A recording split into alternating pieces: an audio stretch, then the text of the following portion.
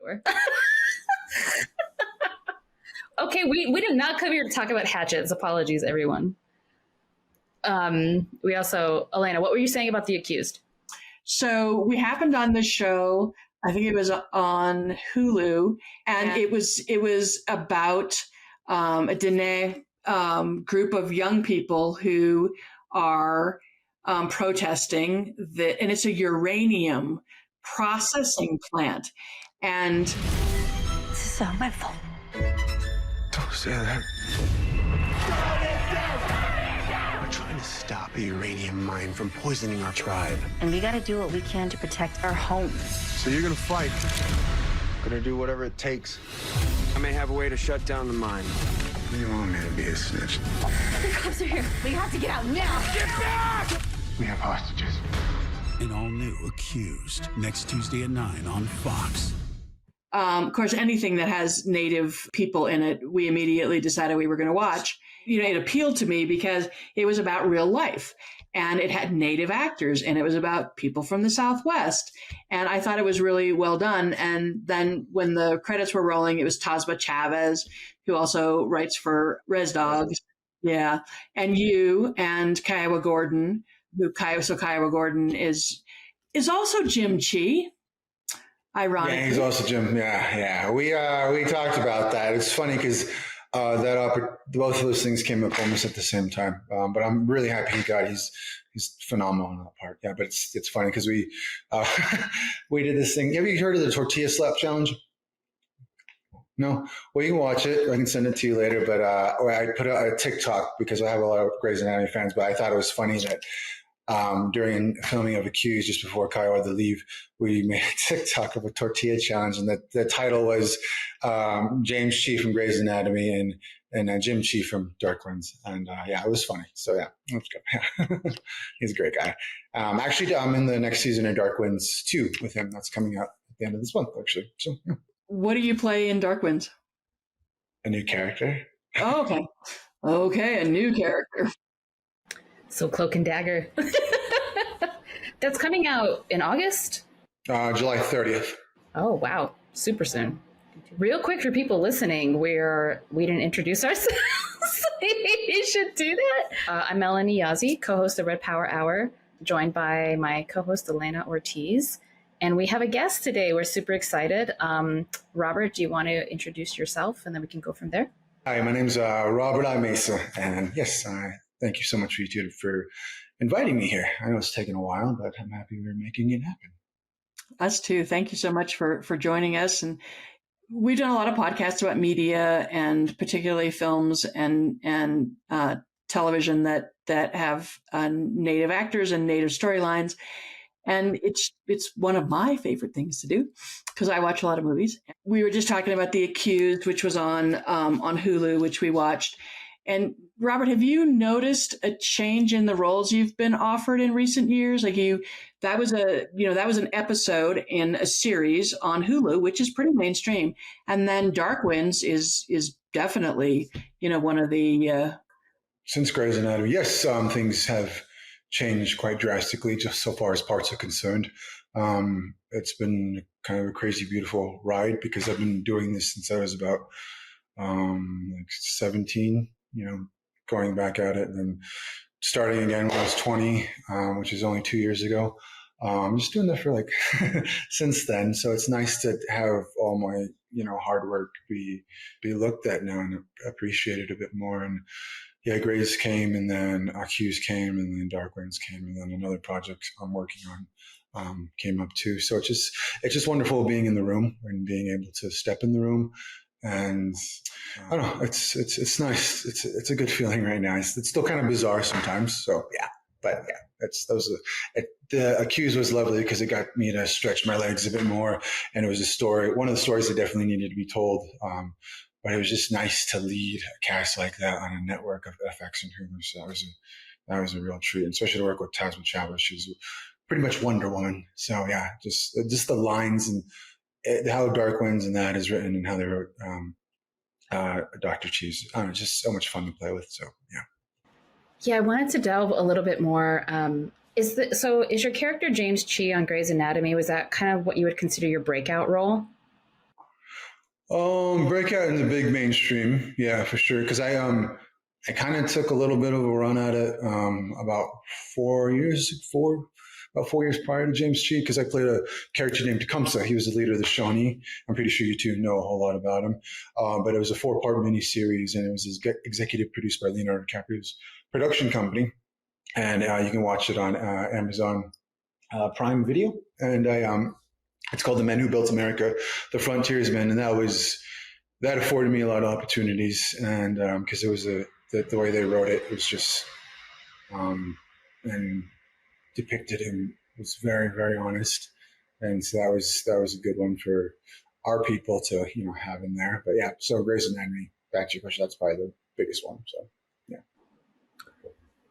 So given that was your breakthrough role in kind of mainstream TV, what do you think is the significance of being the first Native character on a flagship primetime show like Grey's Anatomy? How does it feel? I'm sorry. How does it feel? But then also, what's the significance for kind of the larger history of Native people in media? Well, it's just one of the first comments I got. Sorry, that's a cat. We love cats here on RPA. Yeah, lovely. Okay, she'll probably make an appearance. That's Nubs. Sometimes I still pinch myself that I actually did do that and I had that opportunity, and the character's still there. And if they definitely call me back, I will definitely do it. But it was so important to so many Indigenous people all over the world, and even other people of color, because just as a Native in the States.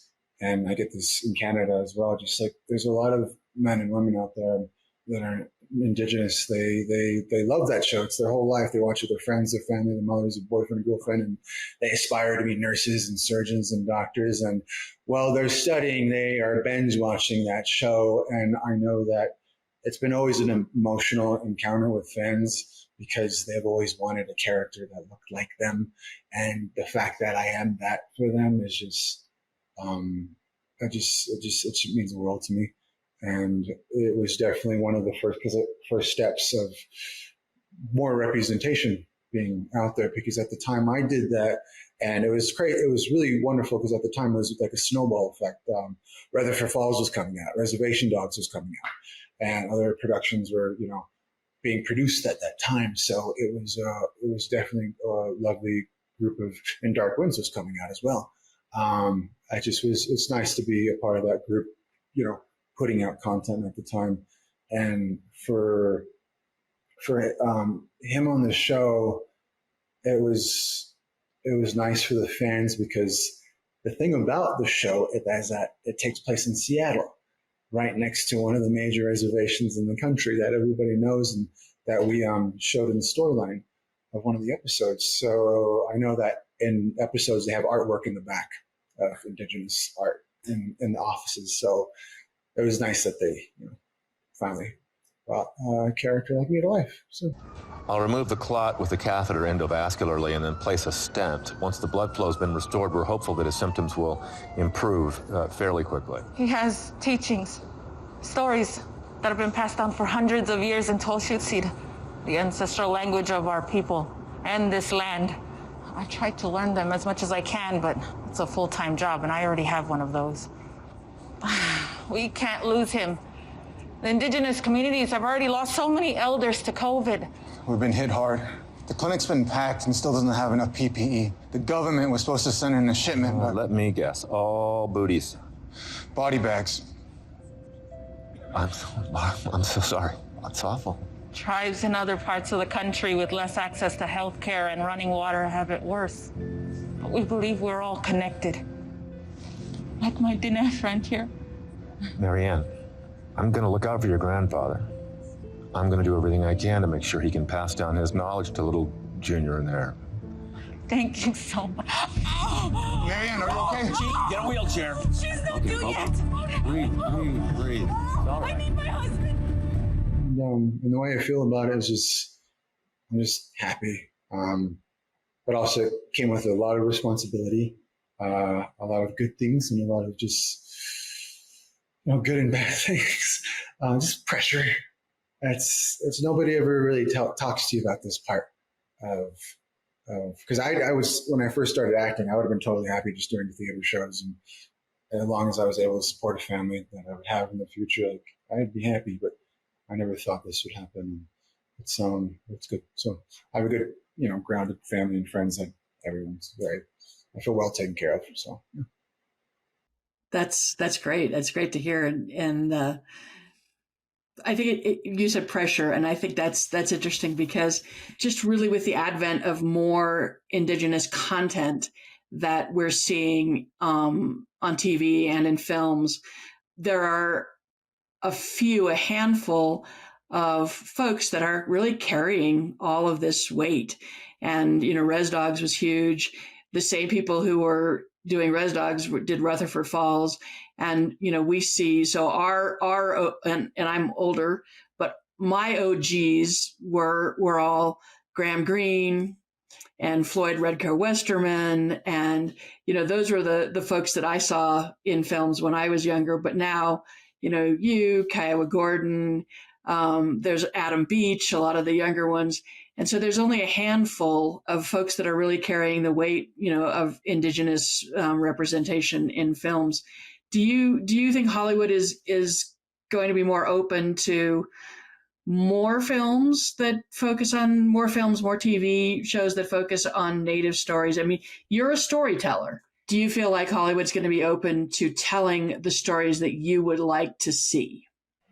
Yes, and yes, because like I said, like you had mentioned before, there's always the performers out there that are telling fantastic stories. I mean, I got to work with Lily Gladstone at the Yale Repertory Theater, and she's doing Scorsese's picture, and then Devery Jacobs is the head of just Reservation Dogs, and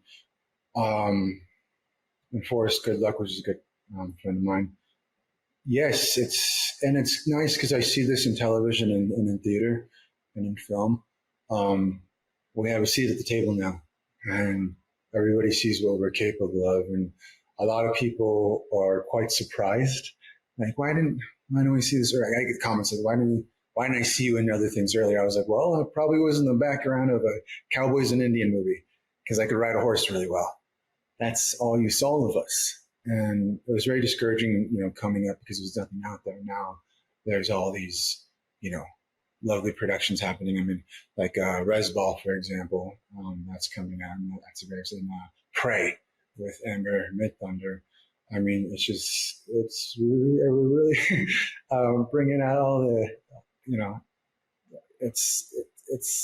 I'm at a loss for words because we're so talented as storytellers. That's what we grew up on reservations. And a lot of these kids grew up on reservations. I grew up in and out of the city in different broken homes and broken foster systems. And, but it's just nice that all of this is coming, to surface. And like Sterling Harjo and Taika Waititi are, pioneers of pushing everything forward. And so more's gonna come, which is great. And like I said, we have a seat at the table, and people see what we're capable of. And it's healing a lot of old wounds, because a lot of pictures I saw growing up was non-natives putting war paint on and riding off into the sunset. And now we're those people, and now even playing historic characters like Tecumseh, which is great. But also the lovely thing about Dr. Chi is that he's a person, and he's a doctor, and he just so happens to be Native American.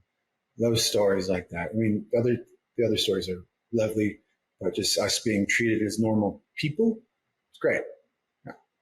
And it's cool. It's nice to see. I have tons of nieces and nephews, and I'm so happy they get to see me doing what I'm doing because they see themselves represented. And within the next 15 to 20 years, the kids that are going to come out of that generation seeing themselves represented, it's going to be fantastic. Yeah, I think building on that, Elena asked, do you feel Hollywood is more open to films and TV shows focusing on Native stories and concerns? And we wanted to ask you a related question. What would you like to see on film and TV? You're just gesturing to in like 20 years. Things are going to be quite different. And I 100% hear what you're saying about it's a bit frustrating that it took until 2021-ish, 2021-ish for Native people to just be normal people in the media, or for like actual Native people to be playing the roles of Native people in media, and just like the complexity of our lives being portrayed in a very authentic way. Elaine and I talk about this a lot.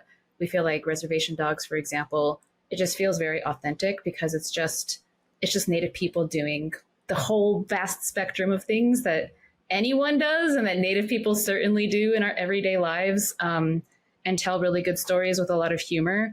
And given that we're just, I think, at the very beginning of that, I feel like you're part of a renaissance, I think, that's been sparked in the past few years. And you were talking about all of your contemporaries, different directors, actors, screenwriters, etc.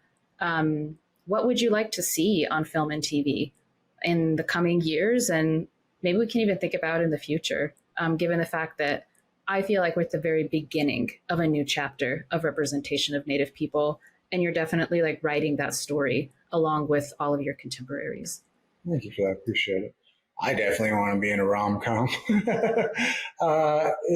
It's just something lighthearted too, because I'm not mad at doing everything that I've done. It's so much fun and so much good food for my soul.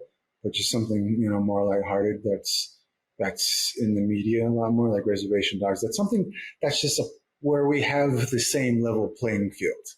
And that's all I would really love to see, like a sci-fi or, a children's show. I mean, I know there's one that just came out on Netflix, which a lot of good. They're going to give me so much help for getting the name. Just being a part of every category and it being normal. That's what I would like to see. I mean, have you watched the show Beef on Netflix? All those characters are the same race, but you don't really focus on it because the story is so well told and well acted that you forget and you just treat them as normal people. That's all I would like to see, us as normal people in sci-fi history, even game shows or whatever, because everybody has to, in cartoons, and it's, our musicians being able to be. This is one thing that was frustrating sometimes, like if I went into a festival, a film festival, I don't get to participate with everybody else. We're in a Native category, hashing it out with each other. And everybody's telling horror films or telling romances, comedies, dramas, but they're all in this little box. But everyone of every other race is over here. I don't really like that little box, and we shouldn't be in that little box. We should be in the big box with everybody, That's what I would like to see. And I'm pretty sure that's going to happen. That's why I said before, like 15 to 20 years from now, after we've broken these ceilings and paved the way a bit. And so I'm pretty sure that's well on its way. But also just, I would like to see a point in time where I'm just being considered as an actor, not a Native actor. We're just, does that make sense? Yeah. It does, and that's great. I love to hear that. And we've been hearing that. Melanie and I have been hearing. We interviewed Ramona Emerson, who just had a fabulous book, short or long listed for the National Book Award, book called Shudder, totally outside the Native genre of Native American fiction. It's a horror mystery. So she went through the MFA program at IAIA. You also attended Institute of American Indian Arts. So that school, I mean, both of us grew up, or I live in Santa Fe. You also talk about Santa Fe as your hometown. So IAIA has produced some amazing artists, but also a lot of filmmakers, photographers, which you also are a photographer. And Ramona Emerson was talking about the writers and how what she's seeing through her association with IAIA is writers breaking out of the genre of what is considered Native American fiction And in the future, we're going to see Native writers writing everything, romance novels, like you were saying, sci-fi, horror, and maybe fantasy. Who knows, the next George R.R. Martin could be a Native writer. And when you're talking about not wanting to be categorized, I think that is what a lot of artists, Native artists, want, just to be considered for their artwork and not for, for being Native. And I love that. So up until now, we've talked about what do you want to see in the future. Up until now, what is the favorite role that you've played so far? That's like asking a parent who their favorite child is. I love all of them equally because they all just have a special place in my heart. And as a kid, I didn't really have a great upbringing, and I was always alone and abandoned, and just sitting in some places hungry and tired. And sometimes all I had was a TV, or I'd run away to a drive-in movie theater and just remember I'd ride my bike and climb on top of an old milk carton or where they deliver milk and just watch movies and with my little G.I. Joe radio. And I'd watch all the movies and I'd just sit there because that was a safe place.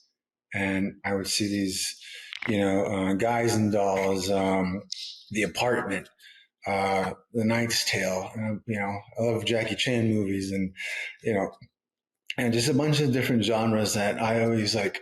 After watching them, walking home or on my bike, I would just picture myself doing those parts.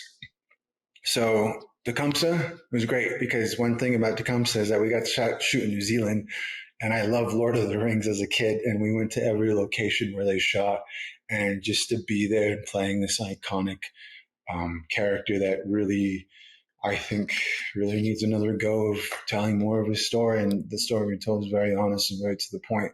But just the fact that I was training for so long and actually almost quit acting before I got that part. I was about to just quit and just do photography and do painting and just do theater. That was really special because I always loved fight scenes as a kid. I was a little boy doing these things. And the fact that I get there and do that was great. That was a lot of fun. And also because I saw myself completely different. And then Dr. Chi is, he's Dr. Chi. So it was just cool because it's such an iconic show. And to be on that set and to see just all these other actors that everybody adores and loves just walking around with a coffee and like a hash brown in their hand and saying, "Hey, Rob, how's it going? Like, how are you today?" And it was just so cool. And it was a little intimidating because it was so much pressure, but it was good pressure. And I really loved it. And I think just seeing myself in the same scenes with certain people I nerd out for trailers. I don't know why. It's just something that and also, like I said before, it's just such a special character for so many Indigenous people. And, it's I'm not gonna lie, it's pretty cool to be on a flagship show like that. And I'm so forever grateful. And like I said before, if they call me back to do that character again, I would be happy to, which putting it out in the universe, that'll happen again. And Accused was wonderful because the whole cast was Native, the director, and we had full permission to tell a story, and we did not, pull any punches in the story. We did not. If you watch the show, if you haven't watched it now, it's on Hulu. It's Accused at episode 6. All the other episodes are fantastic. They're big roller coaster rides. But the thing about that show is that it's very honest. And times that were put out there, sometimes when we're telling a story, the times I've seen it is more magical. It doesn't really, it pulls back the punches. We don't pull any punches in this. We show it for what it is. And so many different, reservations here in the States and so many territories in Canada can relate to, that story so much and how gritty it is and how honest it is. That was really fun. And That's where all the uranium ore gets processed. If we shut this down, the mine goes down with it. They built it right after World War II. All the electrical systems, the cabling, controls, they're junk. And they all converged in one place. That building there. It's a single room filled with all this old tech that they don't even make anymore. You bust that up, the whole mill shuts down. You know, all that old equipment, it's irreplaceable. And how do you know all this? Yeah, fears off the residents. Suddenly you're a genius. My dad and my uncle worked here. They hated it. Knew it was poisoning the people. When I played cards with them as a kid, all they ever talked about was how easy it was to take down the whole thing. They planned it out, every detail, wrote it all down. Just never did anything about it. There's still security. Not much. Especially not on the weekends when the mill doesn't operate. All we would need is a security guard's key card to get us in. You know, I see those security guys at the bar like every Friday night. Work the door, and they get loaded on beers and whiskey. Play pool like clockwork. You could do like prom night. Prom night? Well, your little sister never told you? She lifted some keys off a group of guys. Took us for a cruise. Dean, you stole a car? Well, I borrowed it. But those security guards, all buzzed up, gambling, they're easy targets. If I can take a car, I can take a badge. No problem. We're not busting up a chemical mill. Let me talk to the tribal council first. For what? Maybe they could file a lawsuit. They've sued the mine once before. 20 years ago. Did nothing. Well, maybe with the arrests, it's worth another shot. Yeah, well, you do that. We'll check out the bar. I'm with them, bro. The new show Dark Winds. It's a cool fantasy to be a part of. It's for the books. I liked the books when I was a kid, so being a part of that was really cool too. So yeah, they'll have their special moments in my heart. And then I also do theater as well, and doing certain theater shows. Like the last show I did before COVID had happened was at the Yale Repertory Theater, and just walking through that theater space and seeing all these iconic actors on the wall, and Meryl Streep, just seeing her picture on this. It was just so cool. And doing shows in San Francisco, and my cousin Delena's studio, she does a lot of one-woman shows, and being able to walk behind her in her shoes in different theaters, and being the first native in these productions there that are telling full, considered Broadway stories. MK, who's the writer I worked for a lot, lovely. She's a lawyer. She's another Wonder Woman I've worked with. Just being able to hold those spaces where we've been not able to hold them, it's fantastic. Or like the musical Bear Grease that I'm doing, touring in Canada. I'm doing shows at the Santa Fe Playhouse during Indian Market. That is so nice to see, another indigenous version of that story. Because another story, it's so iconic. And nobody's ever seen natives dancing and singing, dressed as greasers, because back in the day, our ancestors couldn't do that in the 50s and 60s. If they started dancing in the street or, playing music, they would get shot in the head. They would be told they're, red face, whatever slang they want to go back to your reservation. You can't do that. So it's wonderful because we're doing it for them. And I'm almost going to get choked up right now, but I'm, doing it for all the people that couldn't do it. So all these characters are especially very sweet to my heart. And I also get to do video games. I did a video game voice in Red Dead Redemption. I love it because I get to talk to all these different audiences and be a part of tons of different, forms of, community and communication. So all of them are special because it touches everybody's heart a certain way. And it gives them inspiration because once they see me in, the same color as them, they get excited, super excited. So that's really good. I'm happy with it. And also, it took me a long time to start dancing and singing again. So Bear Grease is a lot of fun. So.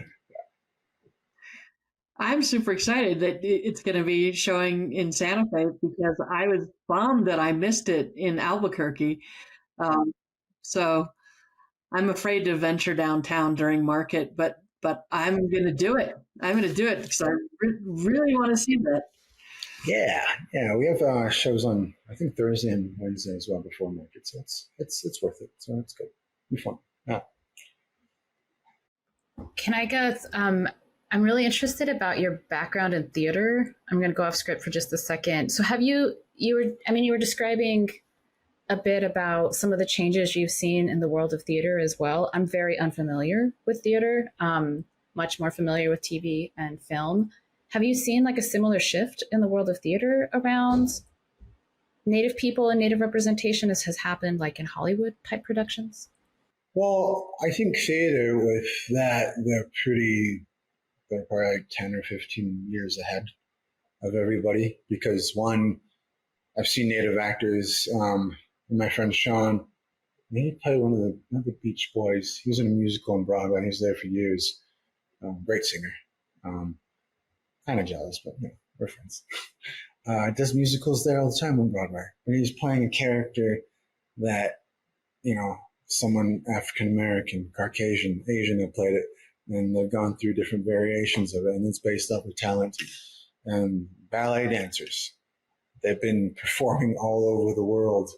The Lawrence family, their son and daughter, part of Circus Soleil, they've been doing it for years and performing in front of thousands of people. People in San Francisco that I had met, they've been veterans for like 15 or 20 years and they're Native. Like, in the beginning, there's theater shows where they're at like little amusement parks and it's scorching hot outside and you're reenacting a war scene. Those are a thing. But yeah, I think that's why I mentioned in the beginning, like if I just played Tecumseh in the theater, I would have been happy with that because I got to play, different Greek characters or do Rent and nobody, can I curse on this podcast? No one gave a damn about if I was brown or whatever. Yeah. So it's nice. And that's actually one thing that was one of my refuges where I ran away to from like 23 to about 27 because I quit acting. And I would just I just joined, I just did theater. I mean, I quit acting for television and film because there was no parts out there for us. So I had to write something for myself at one time. It's called Devon's Forrest. It was based off the missing and murdered Indigenous woman. I got to do that with Deborah Jacobs, which is available all over. And you have to go out and produce and do your own things. But another theater company I joined is Native Voices in California. They're part of the Gene Autry Museum. And they do shows 3 times a year. And when I found that place, my mother, Morris Studi and my brother, Kolan, they would go there and he would train over there. And I always be so jealous because I would audition there. I think I had to audition like 3 times to get into the club. But it was so cool because Native writers were writing things and Indigenous people from all over were writing things and performing them. And some of them were actors that were also musicians in California, and they were off doing their other things. And I said, well, that's pretty cool. So yeah, in theater, they've been a part of the conversation for quite a long time, in my opinion. I can't speak for everybody. So, but theater in the meantime was always my refuge, and it was always going to be something that I would fall back and go do because I just love it so much. It just, all your training kicks in. This 1 hour and a half, 2 hour show where you can't hit pause. If you mess up, you got to keep going. It's just so much fun. And I really enjoy doing it. So.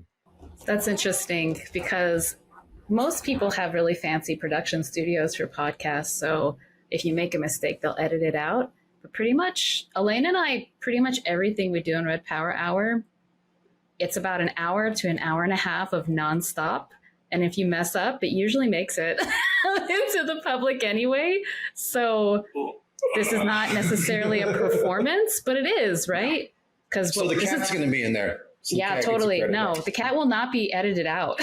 Wonderful. The cat you comes hear that, in. Dubs? You're going to be on your first podcast, girl.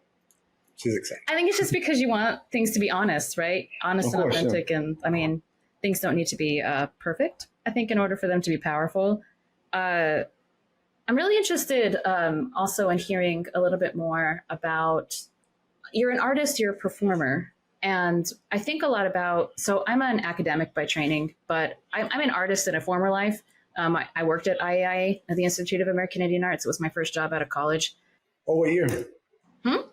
What year did you work there? I was there from like 2005 to 2008. Oh, I got there right when you left, probably. Yeah. Wow.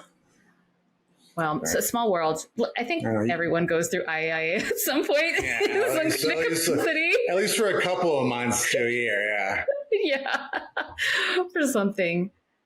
And so I'm an artist in another life. I've worked in nonprofits. I'm now a professor and a professional, like kind of scholar and a writer. But when we started the Red Nation 7 years ago, I became much more involved in movement work and organizing, engaging and finding my place in the long history of decolonization and Native liberation. And Elena also comes from a long lineage of both of those things, intellectual and Native intellectual history and kind of activist and movement history. And I think a lot about what is the role of art, and you're also a performer. What is the role of art and Indigenous art and performance in the history of resistance, Native resistance, and decolonization. And so this is an out loud question I wondered to myself, but is this something that you have thought much about? What is the relationship of the art that you produce and the performance that you do to movement work, if at all? Is it political, right? Or how is it related to decolonization in any way? To be honest, I'm not really talking about political things. I just not really, because that's a rabbit hole we can go down there hours and hours on. But for me, for my painting and photography, that's been a wonderful journey as well, because I've got to travel all over the world, to China, to Shanghai, to have my stuff in England and New Zealand, everywhere. It's nice because when the images I take are of traditional dancers, and then I hand color them, or sometimes I'll digital print them and I'll gold leaf them. It's a whole nother series I do. Obviously I don't sleep because I do all these things. So it's just, that sparked a lot of conversations of how we're all connected in some way, because I remember one of my first art shows I did with Bob Houses, who's Alan House's son, in Santa Fe. It was one of my first art shows, and I got selected by people from Japan and China to go over there and show. But when the representatives from China saw my work, they thought it was the dragons I took pictures of. And they're like, oh, is this one of the, what is it in Mandarin? I can't forget the word. All my friends in China are going to be upset if I forget the word, because I know a bit of Mandarin. But yeah, they thought, because it was so vibrant, but it was actually a fancy dancer that I took a photograph of. So that started a wonderful conversation, and just kind of just how we relate in different ways. So that was, wonderful to connect those dots. And a lot of my pieces of work, so far as art goes, it's nice because I get to be a part of a conversation around other people who are not Native, and I get into the room, and that's when the conversation starts. Like, where this tribe came from and this, and opens up their eyes to a lot more, which is fantastic, because some people just don't know, and it's kind of heartbreaking, but they just don't know. And that's been good for them. And most of the time, like, I would donate my pieces to certain foundations, like the Lightning Boy Foundation and other Violence Against Native Women Act that's in Albuquerque. I did that quite a few years ago. And also, like, a lot of pieces of work I do, so far as acting goes, a lot of them, the way I think I contribute is like the show I did in Portland, at the Portland Center Stage with Mary Catherine Nagel. And Lewis and Clark College was just like 3 blocks over, and these pretty woke white people would come and be so upset about how we were portraying Lewis and Clark. And MK's a lawyer, and we'd have talks after, and my castmates Sarah Lisa and Natalie, they would sit up there, and we got chances to talk, but some of these people would be so ignorant, oh, you can't talk about Lewis and Clark, and Charbonneau never raped them. I'm like, yes, he raped those two women, and those became the babies and everything. And then it's cool because their scripts time jump, but also we're talking about the Dakota Access Pipeline, and we aren't pulling our punches with that too. And people are seeing it for the first time because it was some channel they skipped over on CNN. It was, oh, people getting sprayed with water cannons. Nah, let's watch Jeopardy. But when they see it, it opens up their eyes to a lot more. And over the years, I've seen these people become very well lovely allies and go and spread the word in their community. But also, it's interesting fighting back with art and actual proof of things. And a lot of times that gets more done because as a kid, I fought all the time just to protect myself from a lot of things. And it's a little bit smarter way of doing things right now. And yeah, but that was about the Dakota Access Pipeline, and this episode of Accused, sparked a bigger conversation. And the thing that I've noticed in cinema, and as long as I've done this and have the lovely privilege of being blessed of doing this. So, like, for example, I hope I'm not getting off the topic, same topic, right? So with Devon's Forrest, for example, I'm a big Quentin Tarantino, Robert Rodriguez fan, and I'll connect the dots. I really wanted to make a film about that, but also I wanted to highlight what happens to a couple when this happens. And I was thinking about it and how we're going to do it. And I asked Debbie Jacobs, and she said yes. And Forrest Good Luck was helping me develop it. And Gabriel Beta was our DP. And we just had such a lovely crew of non-natives too that didn't know this issue existed, but they wanted to help. So back to the Quentin Tarantino film. It's a film called From Dusk Till Dawn, which actually did a part in the series of it, which is kind of cool to connect the dots. It was very cool to play a vampire. That one's a lot of fun because I love spooky shit. Anyways, the trailer it's about George Clooney and Quentin Tarantino as their brothers, and they in the trailer their bank heist. They get out of jail and go, and that's what you go to the movie expecting. But then you're in a horror flick halfway through and you're getting the shit scared out of you by all these vampires coming out, and people were terrified and people were a little upset that they were tricked into going and seeing a movie like that. So I was like, oh, I just have to make this thing look pretty. It's a love story, but so I wanted to shoot in Toronto. Unfortunately, I didn't have enough money, but the city of Nashville, I love Nashville, and a lot of people were very kind to let us, film there. So in the trailer, it's the cinematography, and that's very gorgeous, and you're showing two very attractive people falling in love with each other, and fun music and everything. And also, I'm dyslexic. That's why the whole title is the way it is. And because I remember when I was submitting my concept to different film festivals, I won't say the particular festival that did this, but I gave them a title, synopsis and everything. And they're like, oh, so this is about the missing and murdered Indigenous women, but you're disguising it as a love story. Well, yeah, but it is both, but, and I was going to explain why I was doing this. And let me stop you short. Yeah, the missing and murdered, that was last year's theme. We're on something else now. So I'm pretty sure you can submit this in other places. I was so upset. And I was like, man, so that's what gave me more of a drive to make this happen. And so that's how the trailers look. It looks like that's what you're going to see. So a lot of film festivals, they see the trailer, they go in and people go in and you can watch it. It's really, it changes a lot of people's minds. But it's kind of horrible because that's what you almost have to do, is kind of trick non-natives into seeing something pretty. And because also back to my artwork, where was this photo taken from? Oh, there was this tribe and this tribe. Oh, what happened to them? Well, there is not here because of genocide and this and that happened over there.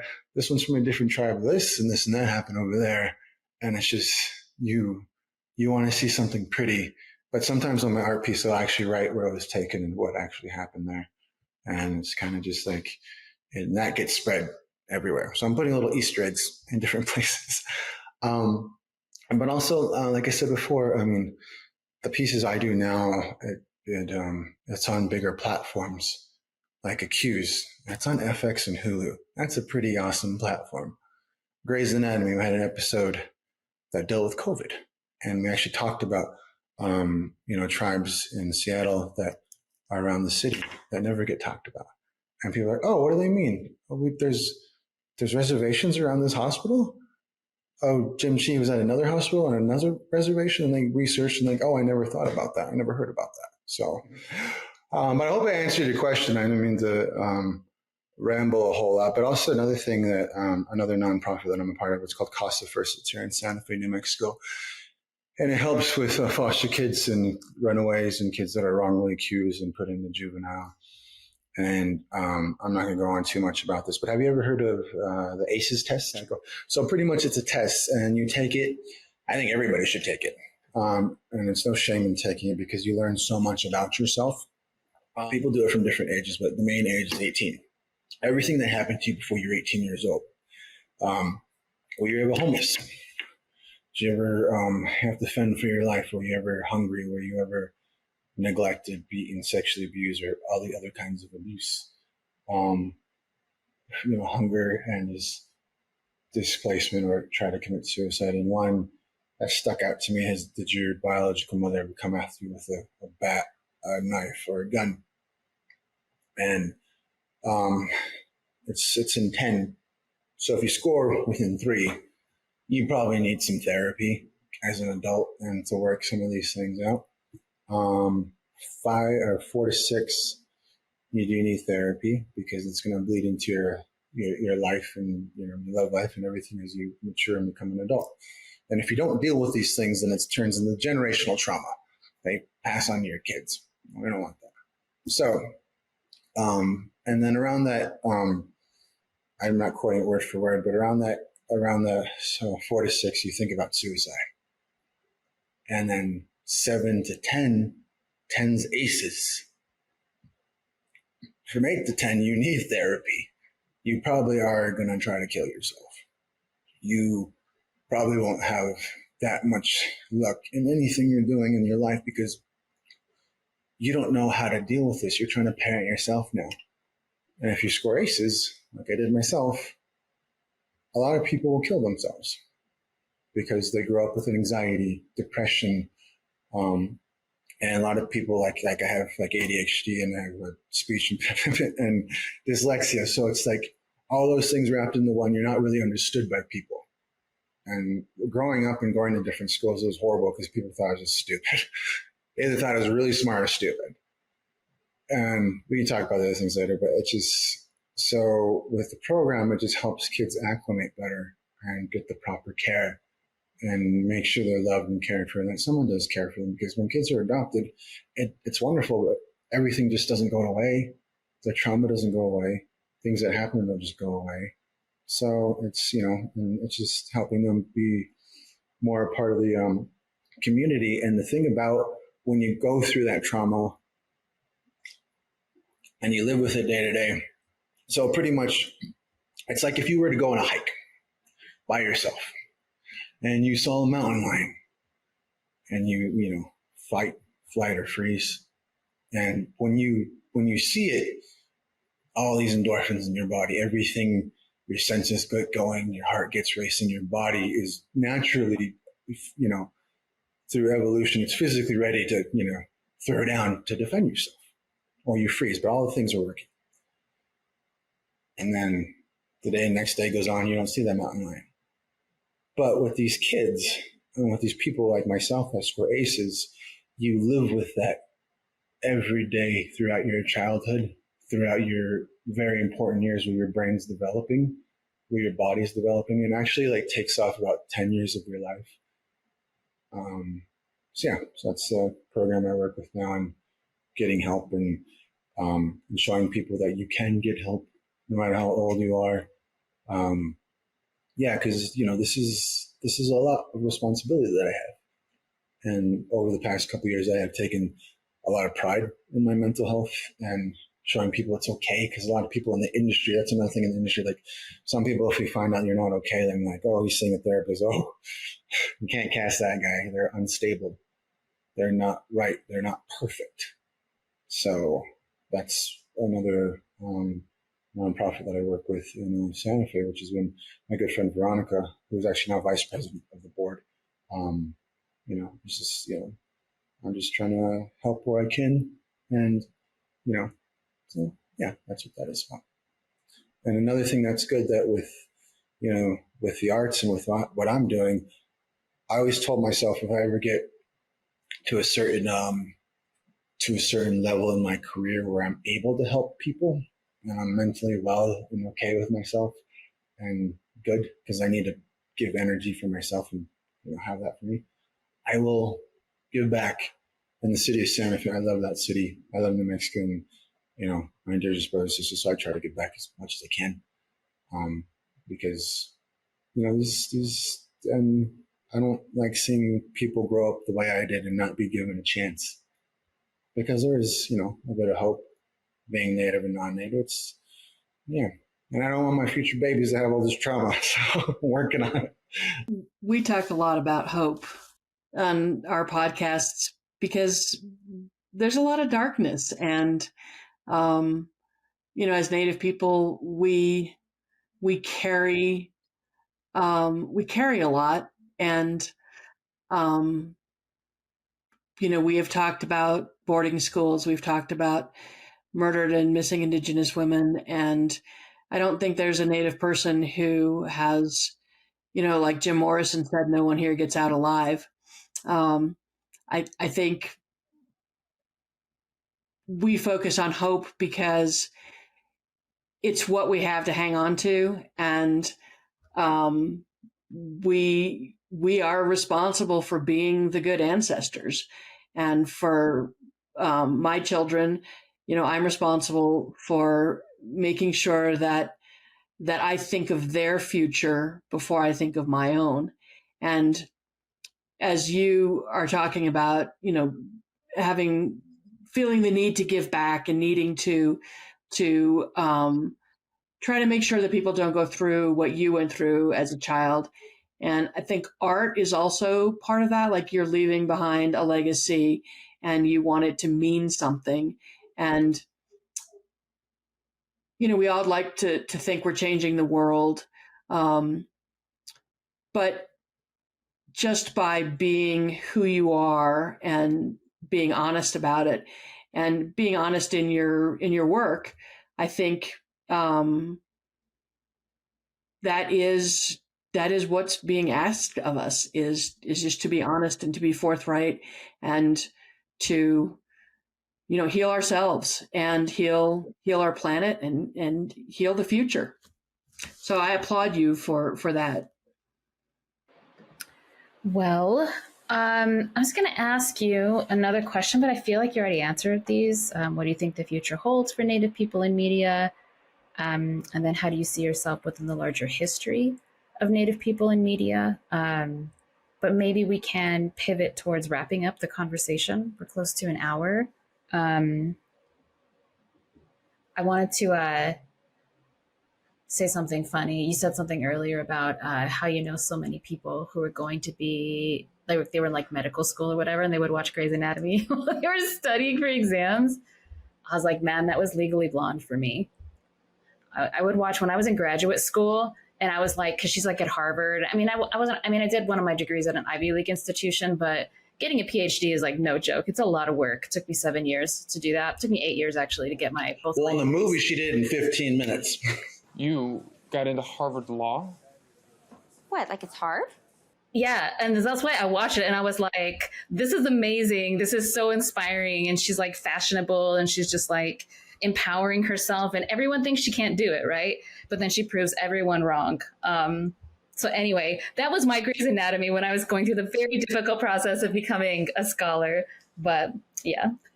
It's sometimes like in some homes I'd be in, there's nothing but women who treated me wonderfully, and I just didn't get a choice of what we watched. So there's a lot of, I think that's why I like romantic comedies. And I think that's why I like Titanic, and that gave me a lot of dating issues, because that's why I'm still trying to hold on to a door that I don't have any room for. Because pretty much that movie, she is already with somebody and she's cheating on him. He gives them Native women love Titanic, okay? It's just the truth. I actually love romantic comedies. There's a lot of bad ones, but when there's a good one, there's nothing like a really good, like a funny, but a heartfelt romantic comedy. It's one of my favorite genres, and it's not done very well very often, but when it is, it's so satisfying. And I would love, love, love to see just like Native people in a really well-written romantic comedy. So I totally agree. True confessions. You heard it here first. I was never a fan, so I was always the big horror. So for me, Prey was like, oh my God, yes. Here's a young Native woman who kicks ass, takes no prisoners. Oh, Amber. Just amazing. Phenomenal job. But I hear you about the rom-coms, because absolutely, we need to see it. I might not go see it, but we need to have a Native rom-com. Well, how about this? I'll do a horror movie for you, and I'll do a rom-com for you. Okay, we'll get all this. Okay, cool. This was decided here. This is the future of your career. These are the roles. This has been lovely. Thank you for being, just being really candid with us about a whole spectrum of things, with us and then all of the people who are going to listen to this. Wait, other people are going to listen to this? Oh, God. You're like, oh. I need to call my manager, my therapist, my publicist, my psychiatrist. Yeah, I don't know where she's at. She bailed on you. Oh, no. Yeah, she bails. Yeah. Cats. And I already have abandonment issues, and she just bailed. That's why you need a horse. No, this truly just felt like a conversation between Native people, Indigenous people. And I feel like you set the tone, actually, Robert. So I just really appreciate it. And I think everyone's going to appreciate it. And we're just really looking forward to seeing what other cool things you're going to be doing. What are you going to be doing? What do you have coming up? The musical, doing the musical.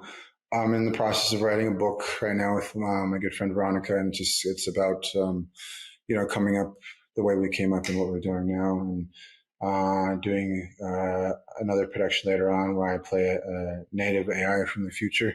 That I'm writing and directing that with one of my good friends. And another one is a comedy with a good friend I made on Grey's Anatomy, which is one of my writer guys. Her name's Melissa.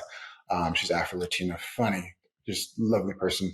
And actually the newest thing I did, which I was always scared of doing, I did my first stand-up last night, actually. Yeah. So I just, because one of my good friends, Ricardo Cate, and I'll wrap this up, he's a very fantastic, cartoonist. And yeah, I'd go see him do stand up, and I would write jokes or whatever. And I was always going to try it. And it's like, you know what? I think I'm going to, the show's in an hour and a half. And yeah, I went and did it, and it was a lot of fun. And I'm very happy I did it, because I've done a lot of improv and everything like that. So just doing stand up,